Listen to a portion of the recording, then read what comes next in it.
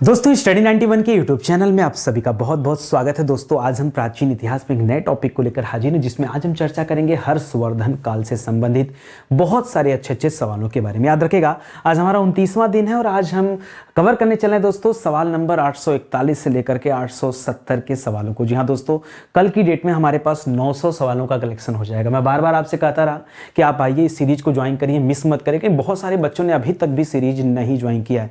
भाई आप कहाँ खो गए हैं? मुझे नहीं पता आप कौन सी कोचिंग कर रहे हैं, आप कौन से कोचिंग का पेड कोर्स ज्वाइन किया आपने, कोई मतलब नहीं है। आप जहां हैं वहां बने रहिए, साथ में स्टडी 91 पे भी बन जाइए। आधे घंटे का समय दीजिए, इन आधो घंटों में दोस्तों आपको सब कुछ रिवाइज कराया जा रहा है और शायद इतने अच्छे तरीके से पूरे यूट्यूब पर आपको क्लास नहीं मिलेगी। जिस सीक्वेंस में जिस तरीके से क्लास आपको यहां दिया जा रहा है ना, आपको कहीं मिलने वाली क्लास नहीं है। ठीक है, हर्षवर्धन काल पे हम लोग पहुंच चुके हैं और याद रखेगा स्टडी 91 के प्लेटफॉर्म से दोस्तों हम फाउंडेशन बैच लॉन्च किए हैं। ठीक है, बहुत सारे विषय के लिए फाउंडेशन बैच आ चुके हैं दोस्तों, जिसके बारे में इंक्वायरी यहां से आप कर सकते हैं। इन फाउंडेशन बैच के माध्यम से आप जीरो लेवल से लेकर के एडवांस लेवल तक की तैयारी कर पाएंगे। ठीक है, यानी कैसे शुरुआत करनी है विषय की, वो आपको जानकारी मिल पाएगी। और अगर इस वीडियो को देखकर संतुष्ट हैं तो खाली कल्पना करिए, बैठे बैठे सोचिए कि जो इंसान फ्री में इतना बेहतर स्टडी मटेरियल, इतना बेहतर कंटेंट दे सकता है, आखिर पेड प्रोग्राम में ऐसा क्या राज छिपा है, ये आप कल्पना करके सोचिए, मजा आ जाएगा। ठीक है, सच बता रहा हूं, हमारी किताबों को देखिए, पेड प्रोग्राम को देखिए, फिर आप सोचेंगे कि नहीं सर वाकई क्वालिटी कंटेंट यहां पर दिया जा रहा है, जबरदस्त मटेरियल। ठीक है, चलिए शुरू किया जाए एक एक सवालों को और बताते हैं आपको कि हर्षवर्धन काल का इतिहास कैसे क्या रहा है। पहला सवाल देखिए, पुष्य भूतिवंश। अच्छा, सवाल हम यहीं से शुरू कर दे दोस्तों, तो आपको बताना चाहूंगा कि कई सारी किताबों में दो तीन नाम मिलता है। जैसे कहीं पर मान लीजिए लिखा है पुष्य भूतिवंश, या कहीं कहीं पर दोस्तों हम पढ़ते हैं हर्षवर्धन काल के बारे में, हर्षवर्धन काल के बारे में, या कहीं कहीं पर दोस्तों हम पढ़ते हैं गुप्तोत्तर काल के बारे में, गुप्तोत्तर काल के बारे में, सॉरी गलत हो गया। ठीक है,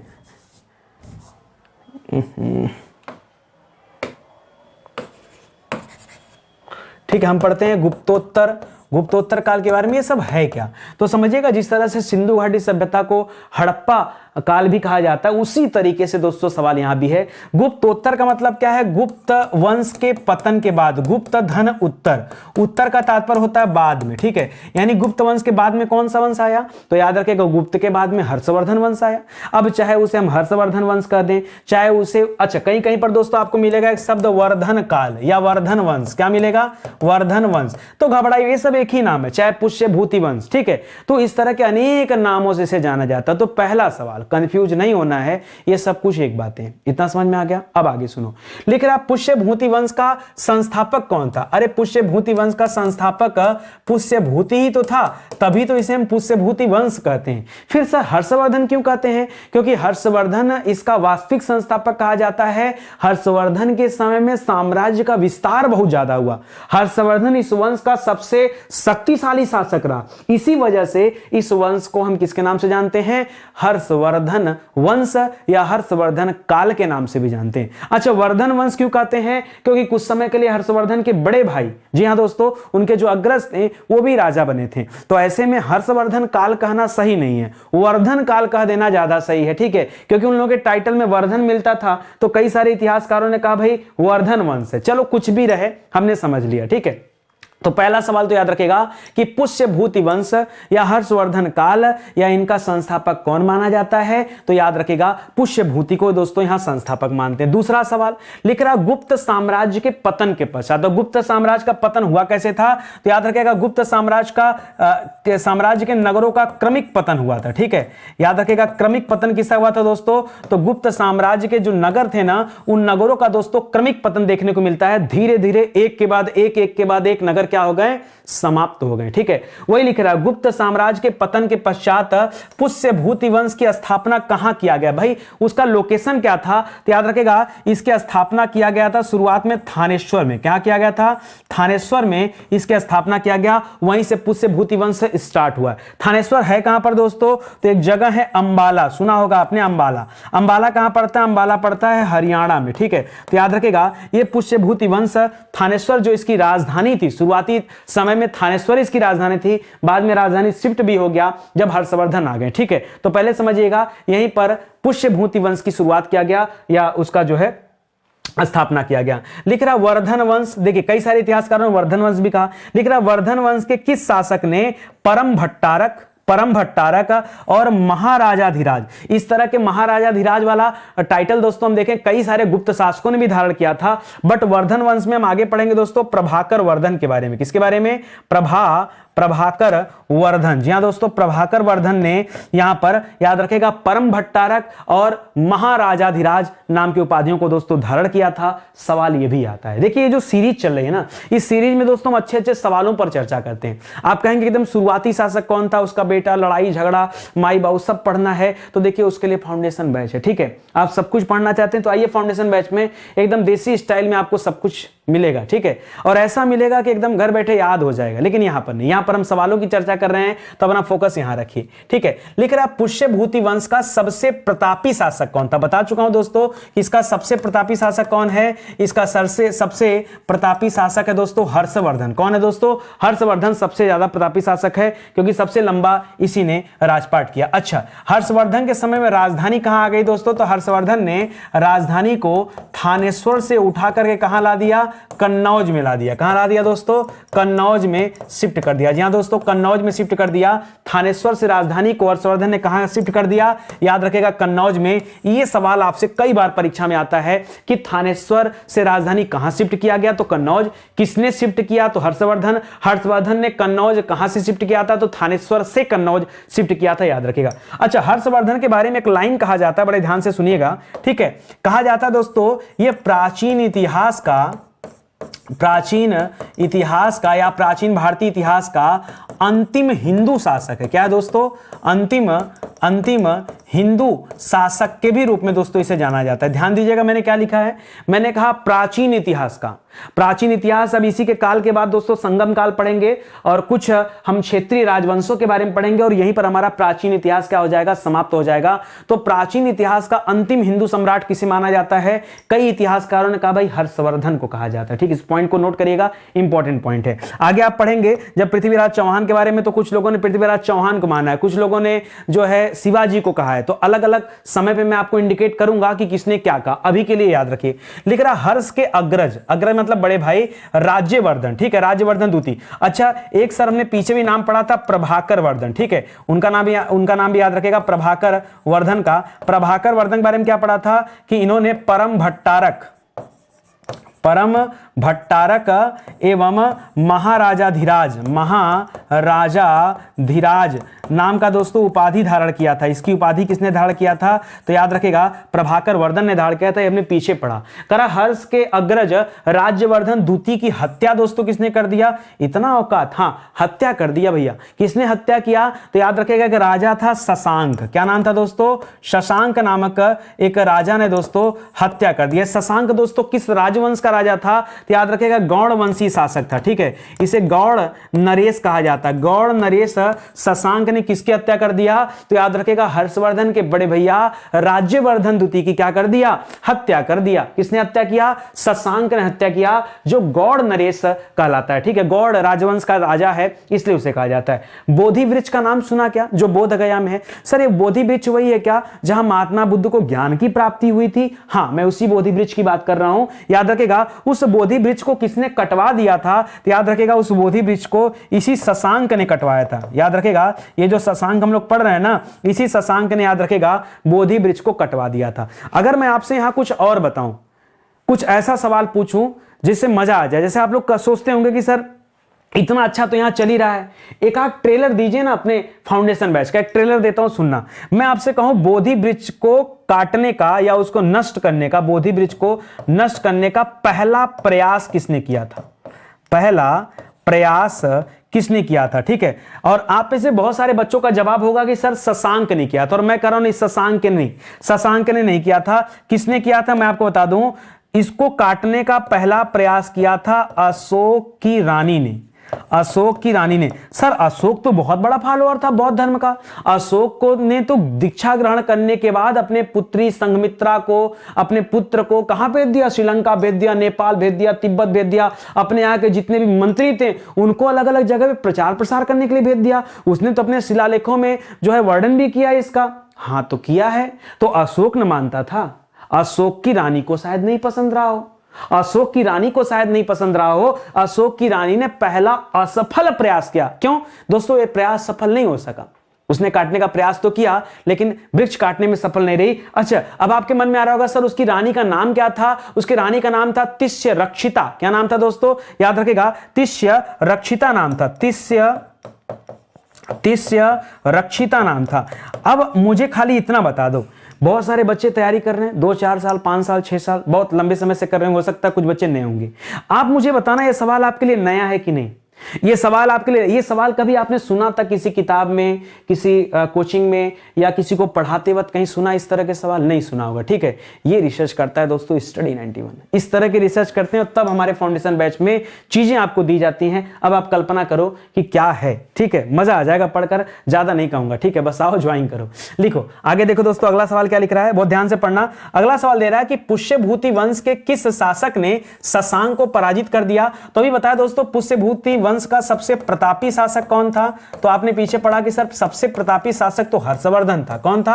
हर्षवर्धन था। तो इसी हर्षवर्धन ने, याद रखेगा, किसे पराजित कर दिया? शशांक को पराजित कर दिया था। तो जवाब क्या हो जाएगा दोस्तों? जवाब हो जाएगा हर्षवर्धन। हर्षवर्धन ने दोस्तों पराजित किया था। ठीक है, अच्छा याद रखेगा, शशांक ने तो इनके बड़े भैया राज्यवर्धन द्वितीय की हत्या कर दिया, और हत्या करने के बाद जो मंत्री परिषद थी ना, जो मंत्री परिषद थी, उस मंत्री परिषद ने कहा कि भैया अब राजा कौन बनेगा? अब राजा बन जाए हर्षवर्धन साहब। इनको राजा बना दिया। उस समय इनकी उम्र केवल 16 साल थी। कितनी थी दोस्तों?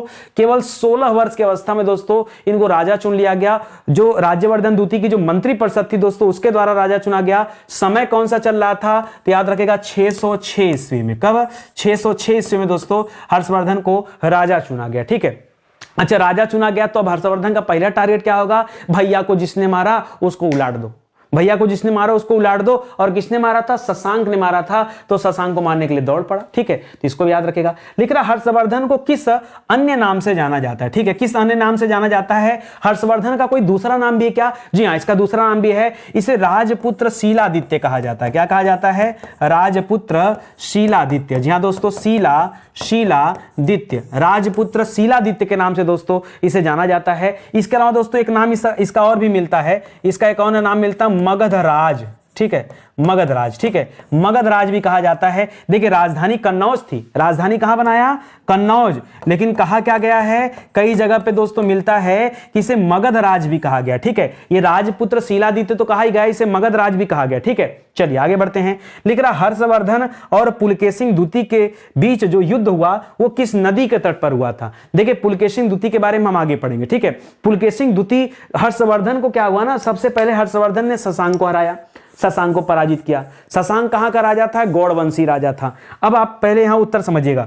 हर्षवर्धन ने क्या किया ना, हर्षवर्धन ने पंच भारत पर विजय करने की ठानी। पंच भारत, ये पंच भारत क्या सर? 5 भारत नहीं, एक्चुअली में भारत आज के जमाने में दोस्तों, भारत हम एक देश समझते हैं।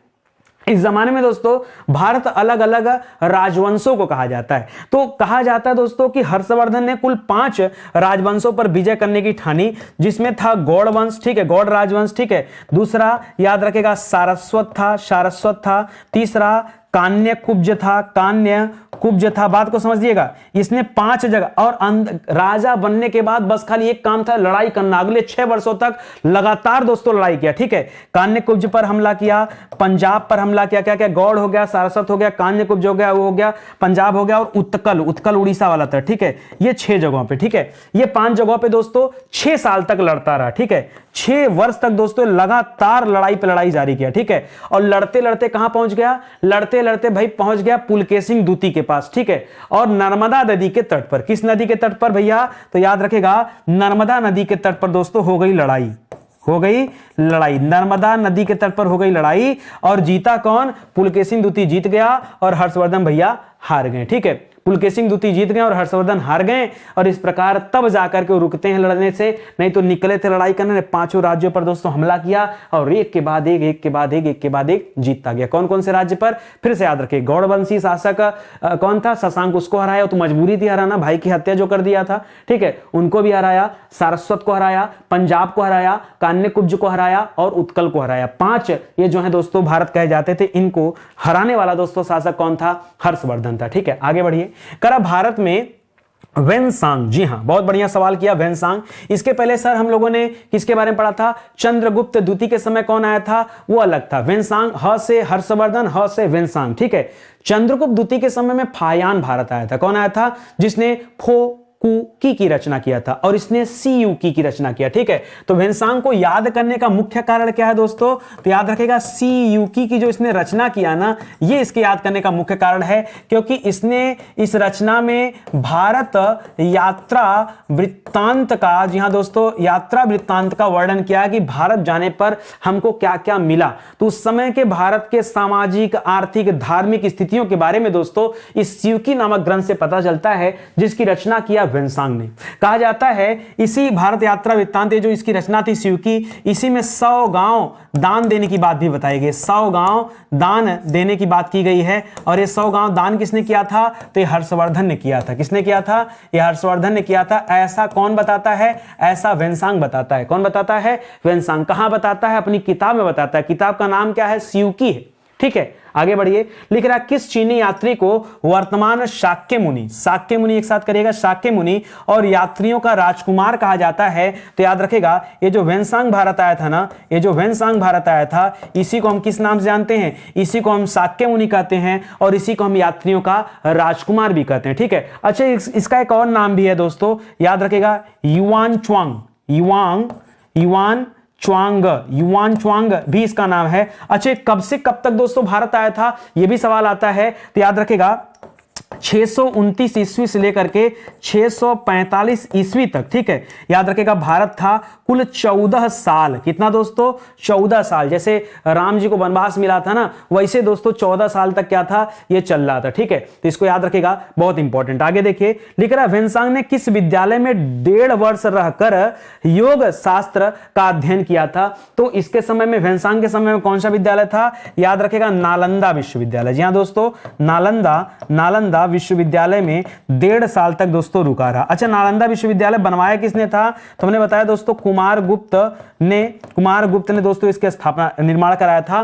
किसका? नालंदा विश्वविद्यालय का। अच्छा, नालंदा विश्वविद्यालय के कुलपति कौन थे? जब ये पहुंचा वेनसांग वहां पर, तो वहां के कुलपति कौन थे? याद रखेगा, वहां के कुलपति का नाम था शीलभद्र। क्या नाम था?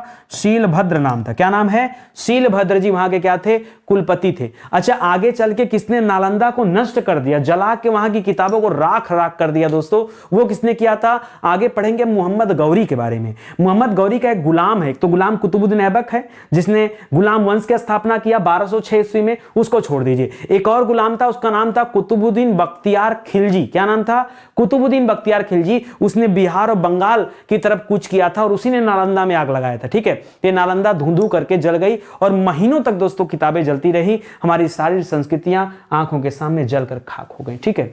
इन चीजों को याद रखेंगे। और यहां शीलभद्र का नाम याद रखेगा। जब वेनसांग नालंदा गया था 1.5 वर्ष रह करके दोस्तों, उसमें वे योग शास्त्र सीख रहा था, उस समय शीलभद्र जी क्या थे? कुलपति थे, ठीक है। चलिए आगे बढ़िए, लिख रहा हर्षवर्धन ने बौद्ध धर्म की किस शाखा को अपनाया था? अच्छा, बौद्ध धर्म का विभाजन दोस्तों कब हुआ था? बौद्ध धर्म का विभाजन, अच्छा सर विभाजन तो छोड़िए, ये बताइए हुआ क्या था विभाजन में? तो याद रखेगा, बौद्ध धर्म 2 हिस्सों में बट गया था, महायान और हीनयान और महायान, ठीक है। अच्छा, किसके समय में? याद रखेगा, कनिष्क के समय में, ठीक है। जो चौथी बौद्ध संगीत समिति हुआ था, चौथी बौद्ध संगीत समिति हुआ था दोस्तों, उसी संगीत समिति में याद रखेंगे ये 2 भागों में टूट गई थी। जो हमारी बौद्ध धर्म था, एक हीनयान एक महायान, और हर्षवर्धन की बात करें तो महायान का फॉलोअर था, महायान का, ठीक है। और कनिष्क की बात करें तो कनिष्क भी दोस्तों महायान का फॉलोअर था, ठीक है। तो दोनों ही शासक जो रहे दोस्तों, ये महायान से संबंधित हैं, इन्हों भी याद रखिएगा, ठीक है। लिख रहा हर्षचरित, चारित नहीं,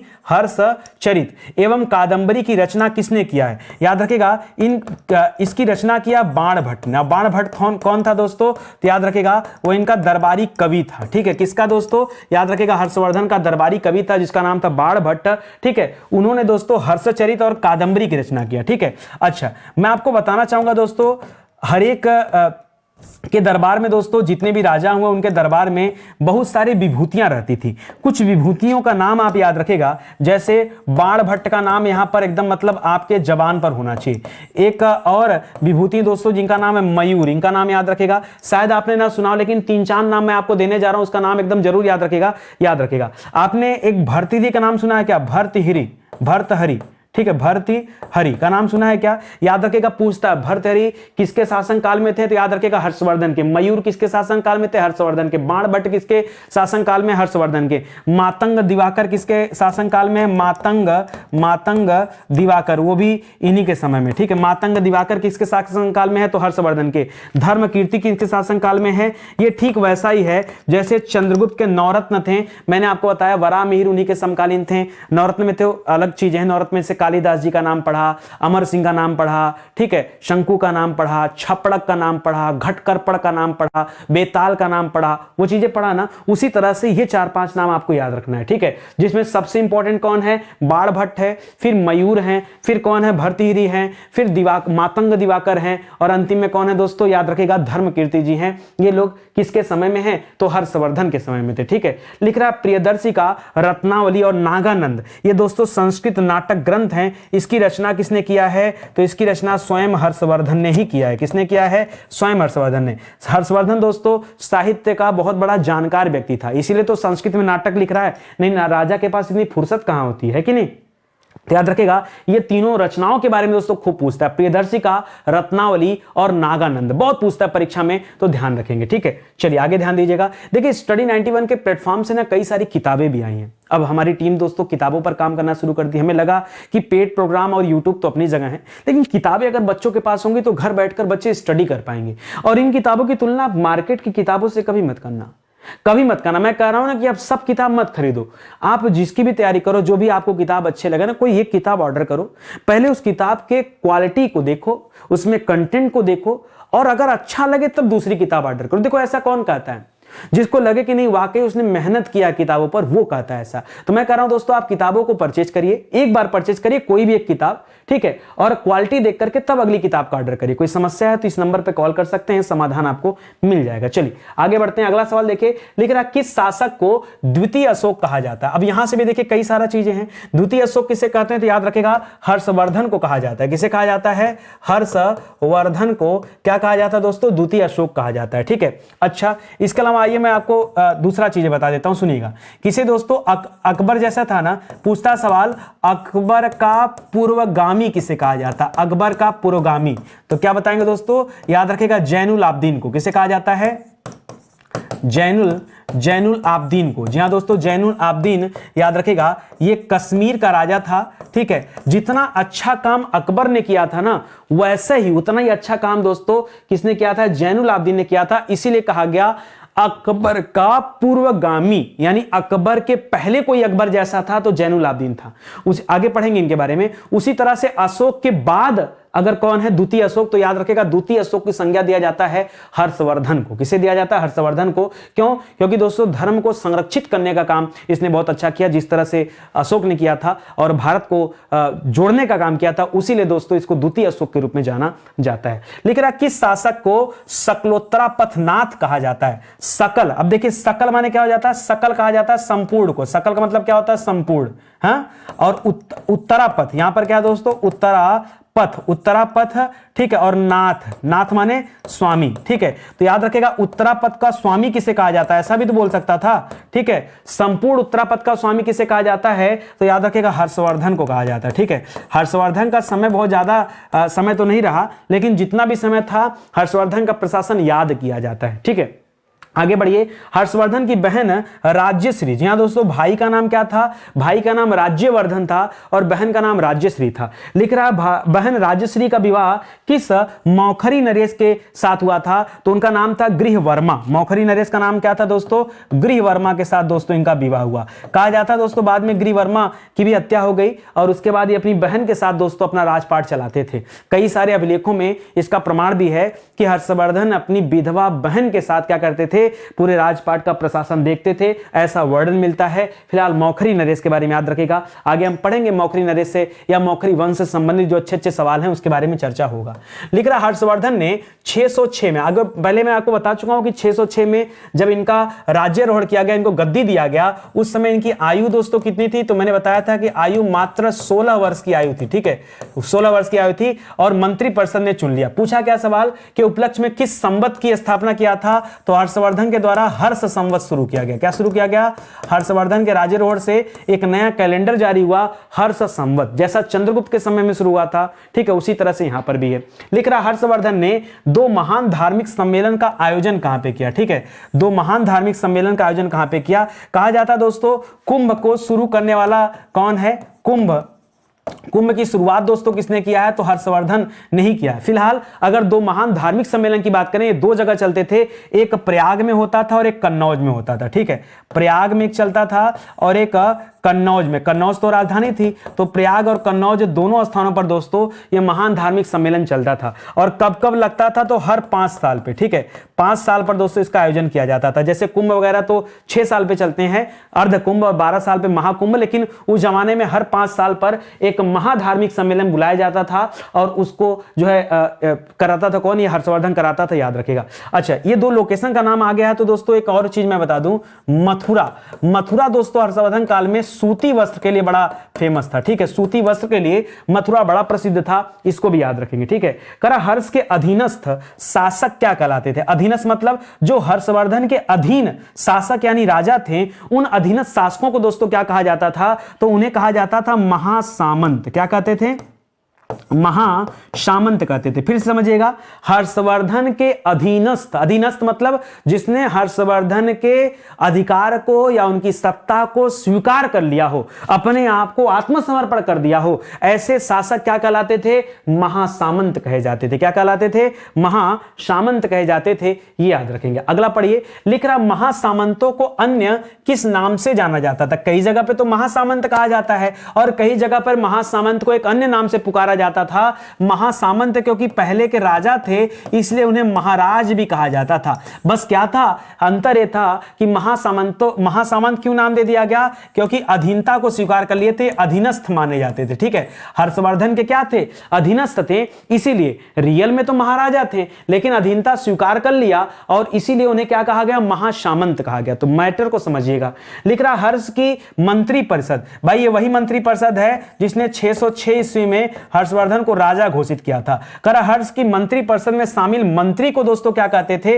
तो जैसे पुराने जमाने में अशोक के समय में दोस्तों अमात्य कहा जाता था, उसी तरीके से याद रखेगा यहां पर भी मंत्री परिषद को क्या कहते थे? अमात्य कहते थे। अमात्य को दूसरा अन्य किस नाम से जानते थे? तो अमात्य को हम सचिव के नाम से जानते थे। जो अमात्य होते थे या जो मंत्री होते थे, उन्हें हम किस नाम से जानते थे? उन्हें हम सचिव कहते थे। क्या कहते थे? सचिव कहते थे। आगे बढ़िए, लिख रहा प्रशासन की सुविधा के लिए हर्ष का साम्राज्य किस इकाई में विभक्त था? तो पुराने समय में दोस्तों आप प्रशासन पढ़ेंगे गुप्त समय में, गुप्त काल में, तो आपने पढ़ा था कि सब कुछ दोस्तों प्रांतों में बटा होता था। ठीक है, प्रांत में बटा होता था, उसी तरीके से यहां भी प्रांत था। लेकिन हर्षवर्धन के समय में प्रांत को ही दोस्तों क्या कहा जाता था? भुक्ति कहा जाता था। और इसके पहले गुप्त काल में प्रांत से छोटा हिस्सा भुक्ति होता था। यहां पर प्रांत और भुक्ति एक दूसरे के क्या हो गए थे? बराबर हो गए थे, कोई अंतर दोनों में नहीं था। ठीक है, अच्छा, भुक्ति का जो शासक था वो क्या कहलाता था? तो पहले भी दोस्तों भुक्ति के शासक को उपरिक कहते थे। क्या कहते थे? उपरिक के नाम से जानते थे। और अभी भी भुक्ति का शासक क्या कहलाता था? उपरिक कहलाता था। क्या कहलाता था? उपरिक कहलाता था। तो इसे भी याद रखेगा। चलिए और आगे आइए, अगला लिख रहा उपरिक को अन्य किस नाम से जानते थे? पहले भी दोस्तों उपरिक को हम राष्ट्रिक के नाम से जानते थे। किसके नाम से?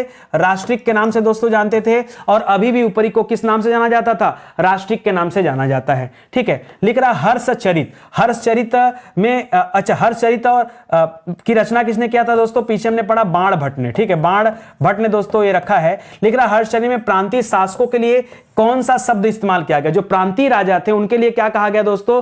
तो यहां पर पहली बार दोस्तों एक शब्द हमें मिलता है लोकपाल। बताओ ये सवाल इंपॉर्टेंट है कि नहीं?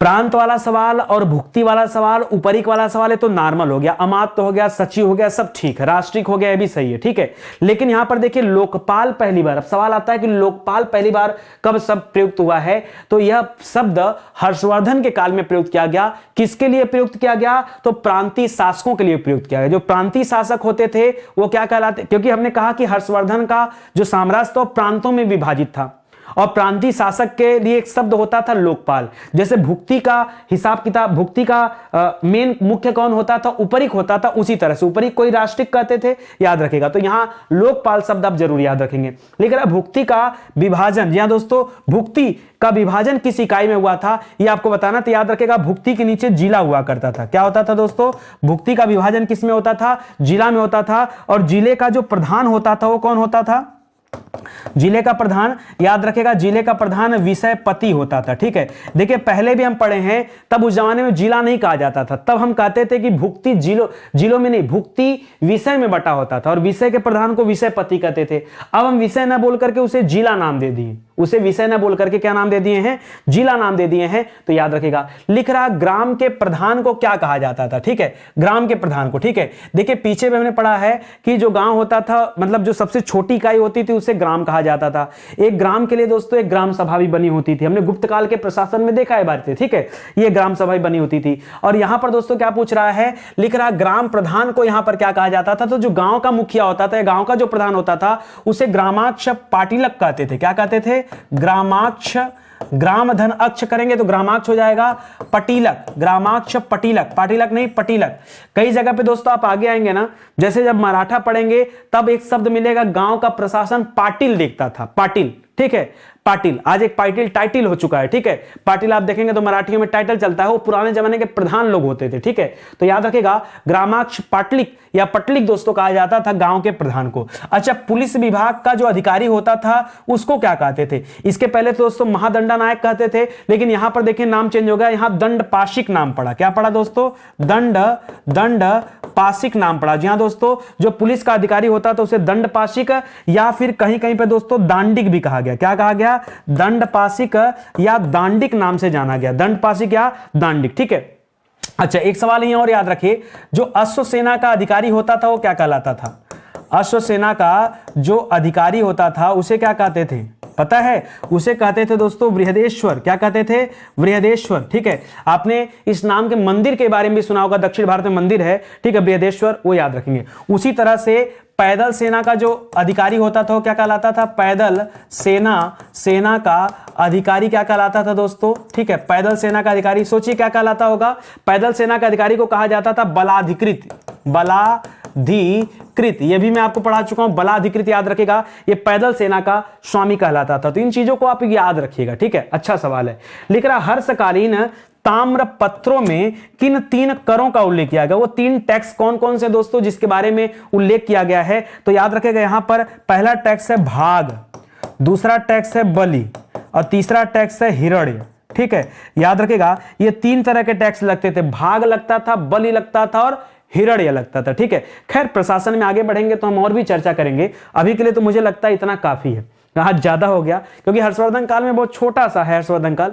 आगे दोस्तों हम बहुत कम शब्दों में आपको चीजें बताएंगे क्योंकि बहुत छोटे छोटे राजवंश है, तो कोशिश करूंगा 2-2 3-3 वंश एक साथ कंप्लीट करा दूं। ठीक है, अभी हर्षवर्धन काल पे देखता हूं तो एक वीडियो और देता हूं जिसमें धार्मिक, आर्थिक, सामाजिक व्यवस्थाएं कैसी थी और जो कुछ भी बचा खुचा टॉपिक हो, संबंधित सवाल हो, उस पर एक बार हमारी नजर भी पड़ जाए। तो फिलहाल आज के लिए बस इतना ही, बस ये है कि समय कब समाप्त हो जाता पता नहीं चलता है, तो जुड़े रहिए स्टडी 91 के साथ। समय का नहीं, आपका सिलेक्शन कब हो जाएगा ये भी आपको नहीं पता चलेगा। ठीक है, बस जुड़े रहिए और अच्छे से पढ़ते चलिए। देखिए कहीं अगर आपको लगे सुधार की आवश्यकता है तो सुझाव जरूर दिया करिए। मैं आप सभी के कमेंट पढ़ता हूं, थोड़ा सा कमेंट का रिप्लाई करने में असमर्थ हूं, कमेंट बहुत ज्यादा होते हैं इसलिए रिप्लाई नहीं दे पाता, तो इसके लिए असमर्थता चाहता हूं, लेकिन मैं पढ़ता जरूर हूं, थोड़ा सा लेट लतीफ हो जाता कभी कभार, लेकिन कमेंट देखता जरूर हूं। और मैं बार बार आपसे कहता हूं कि अच्छा लगे तो प्लीज आप कमेंट क्या करिए। देखते बहुत सारे बच्चे हैं लेकिन कमेंट करने का टाइम नहीं होगा ना आप लोगों के पास, बहुत बिजी टाइम आप लोगों का है कि नहीं, कहाँ इतना टाइम आपके पास होगा। नितिन सर के पास टाइम है आप लोगों के लिए मैटर बनाने के लिए, पढ़ाने के लिए, आप लोगों के पास रिप्लाई देने का भी समय नहीं है। खैर सबका अपना अपना समय है, कोई बात नहीं, आपकी अपनी इच्छा, लेकिन आपके एक एक कमेंट से हमें कितनी खुशी मिलती है शायद आपको ना पता हो। आप तो इतना भी नहीं चाहते कि यार नितिन सर की खुशी के लिए ही एक कमेंट कर दें, है कि नहीं, तो इतना समय नहीं होता। तो चलिए कोई बात नहीं, ठीक है। ऐसे विषय जो पूरी तरह से यूट्यूब पर पढ़ा दिए गए हैं, ये उन्हीं का हैंड रिटन नोट्स हैं, आप चाहें तो परचेज कर सकते हैं। बाकी अब किताबें भी आ चुकी मार्केट में, तो अगर आप कैश ऑन डिलीवरी चाहते हैं दोस्तों तो भी किताबें मिल जाएंगी आपको फ्लिपकार्ट पर, अमेजन पर, मीशो वगैरह पर, या फिर आप हमारे वेबसाइट या एप्लीकेशन से भी किताबें खरीद सकते हैं। ठीक है, तो चलिए मिलते हैं दोस्तों अगले लेक्चर में, तब तक के लिए आप सभी का बहुत बहुत धन्यवाद। जय हिंद, जय Bharat, thank you so much.